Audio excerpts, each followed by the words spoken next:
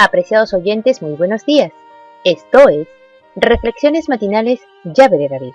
La felicidad y el gozo de compartir la palabra de nuestro Padre Eterno embarga nuestros corazones de alegría también, al estar juntos nuevamente, con el deseo de escuchar la palabra de Yahweh en esta mañana. Oremos a nuestro Padre Celestial y que pueda permitir que su amado Hijo nos haga entender y comprender el mensaje de amor que hay en el tema de hoy, que se titula El pecado y la deshonra de Judá.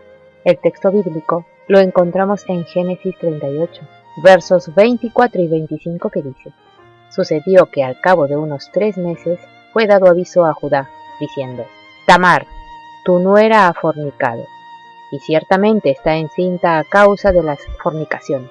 Y Judá dijo: Sacadla y sea quemada. Pero ella, cuando la sacaban, envió a decir a su suegro: Del varón cuyas son estas cosas estoy encinta.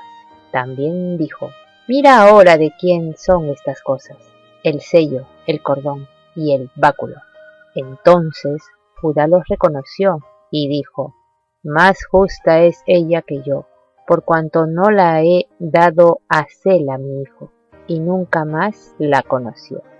De Judá le nacieron 3 hijos, Onán y Sela. El primogénito, se casó a su vez con Tamar, y esta es la primera aparición de Tamar, que de esta manera entraría en la genealogía de Yahshua. Fue un hombre realmente perverso, descrito en la Biblia como malvado delante del Señor. No sabemos con certeza cuál fue su culpa, pero sí conocemos las consecuencias trágicas de su vida de pecado. El Señor le causó su muerte. En aquella época era habitual que cuando un hombre moría, su hermano debía casarse con la viuda.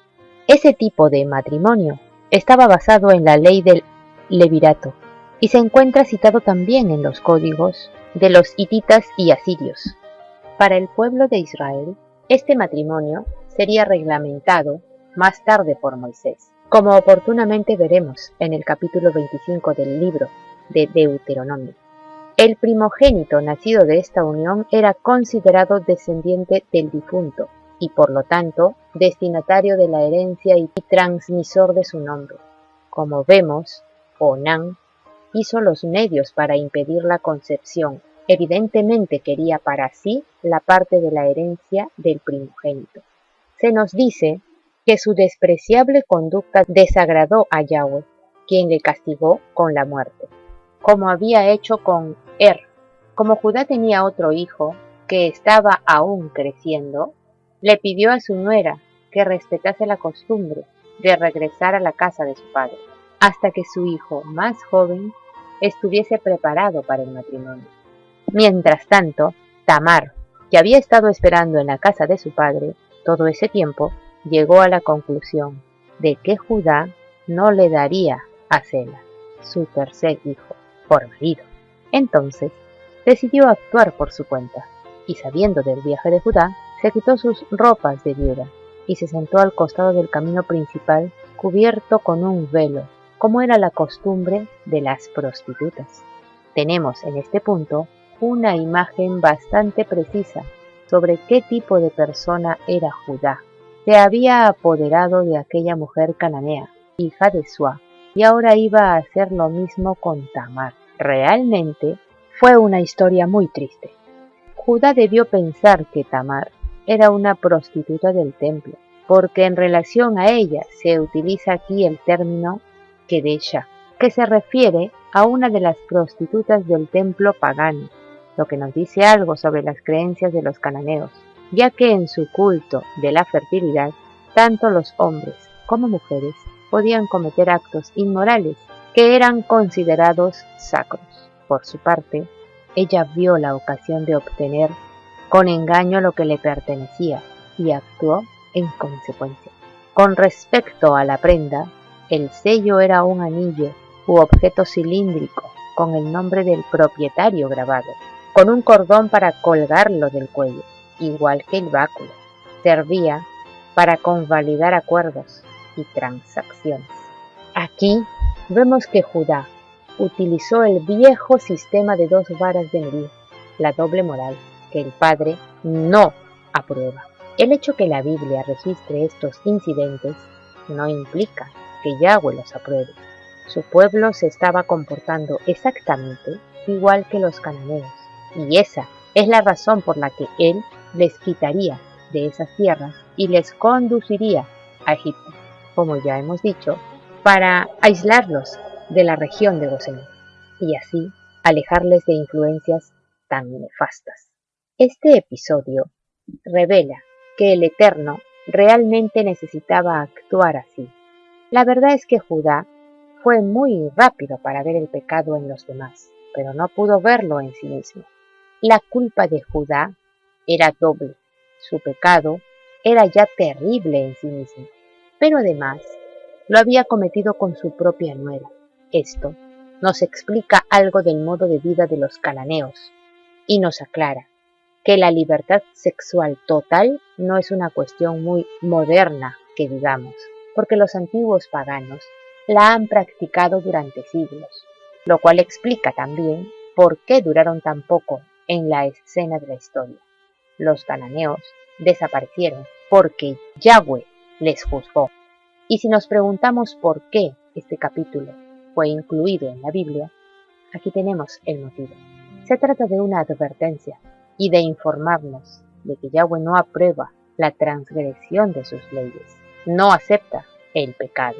Tamar fue traída ante su suegro, que estaba dispuesto a que la quemaran, y ya hemos leído cómo ella le convenció de que él era el padre del niño. La palabra de Yahweh es clara al exponer la misión de presentar fielmente al mundo el Evangelio de Yahshua. Se trata de testificar con la palabra y con las vidas coherentes y las acciones de los creyentes, bajo los principios éticos de ese Evangelio.